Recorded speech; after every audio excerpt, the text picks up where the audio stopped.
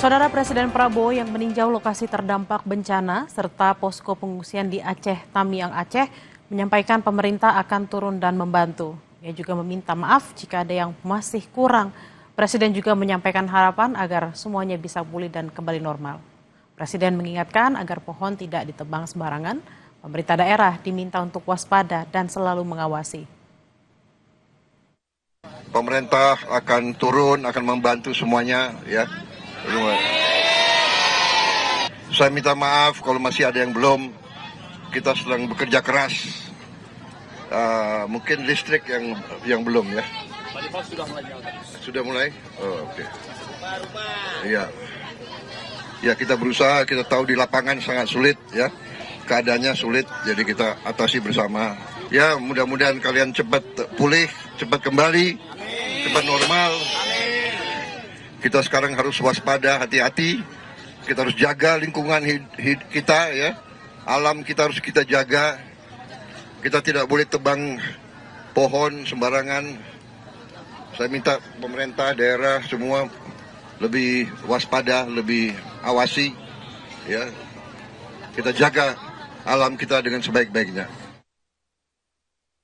Saudara, 10 jenazah korban banjir bandang di Kecamatan Palembayan, Kabupaten Agam, Sumatera Barat dimakamkan secara massal di TPU Sungai Jariang, Kecamatan Lubuk Basung, Kamis siang. 10 jenazah yang dimakamkan diantaranya 5 anak. 10 jenazah korban banjir bandang Kecamatan Palembayan yang belum teridentifikasi dimakamkan secara massal dalam satu liang Kamis siang. Meski identitas belum diketahui, saudara, namun proses identifikasi ke 10 jenazah sudah dilakukan dengan mengambil sampel DNA. Identifikasi nantinya dengan pencocokan DNA warga yang kehilangan anggota keluarga. Kecamatan Palembayan merupakan salah satu kawasan terparah terdampak banjir bandang beberapa waktu lalu di Kabupaten Agam. Akibat kejadian ini, hingga saat ini tim SAR gabungan telah mengevakuasi 126 korban meninggal dunia, sementara 42 lainnya masih dalam proses pencarian. Ini kita makamkan, walaupun sebelumnya belum diketahui identitas yang sebenarnya. Kenapa harus dimakamkan? Karena memang proses identifikasi masih terus berlangsung dan proses pencocokan DNA-nya masih berlangsung dan itu memerlukan lama. Sebagaimana ajaran agama Islam bahwa untuk jenazah itu sebaiknya untuk segera dimakamkan. Ini juga mengingat keterbatasan tempat penyimpanan jenazah yang ada di rumah sakit dan lain sebagainya. Namun sekali lagi bahwa proses identifikasi terhadap 10 jenazah ini sudah dilakukan, yaitu sudah diambil sampel DNA-nya terhadap korban ini dan sudah dilakukan pengambilan sampel juga terhadap masyarakat yang merasa kehilangan keluarganya. 2 pekan pasca banjir bandang di Kabupaten Aceh Utara, warga dan pedagang terus berbenah mandiri. Bencana banjir bandang melenyapkan hampir seluruh modal usaha para pedagang. Bencana banjir bandang 26 November lalu melenyapkan hampir seluruh modal usaha pedagang pernak-pernik dan masker. Salah satunya Ratna, saudara, pedagang kaki lima di Panton Labu, memilih segera bangkit meski harus membersihkan sisa lumpur dari dagangannya sendiri. Lokasi dagangannya yang berada di pinggir jalan kini masih menyisakan lumpur tebal. Dia tidak menunggu bantuan datang untuk mulai, namun memilih segera membersihkan lumpur di area pedagangnya. Dengan telaten yang mencuci sepatu, satu persatu pernak-pernik perhiasan yang kotor, memilah mana yang masih bisa diselamatkan. Rumah sewanya rusak dan saat ini ia berharap pemerintah bisa memberi modal usaha dan tempat tinggal yang layak. Para pedagang kini fokus memulihkan mata usaha mereka.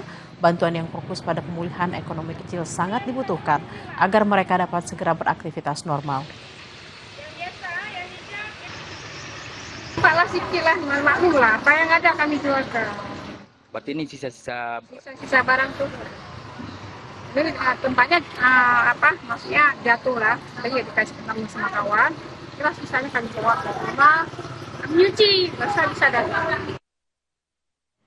Sementara itu, saudara, sejumlah padi milik warga Gampong Dayah Usen, Kecamatan Merah 2, Pidi Jaya Aceh tertimbun lumpur akibat banjir. Proses ini dilakukan dengan merendam dan mencuci padi berkali-kali sebelum dijemur untuk kembali digunakan.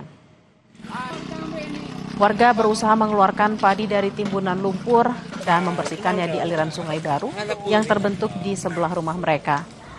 Proses ini dilakukan dengan merendam dan mencuci padi berkali-kali sebelum dijemur untuk kembali digunakan, saudara. Meski kondisinya rusak terkena lumpur, warga masih berharap sebagian padi dapat diselamatkan untuk kebutuhan pangan sehari-hari. Ini kan tertanam semua. Lalu dikorek baru bisa diambil.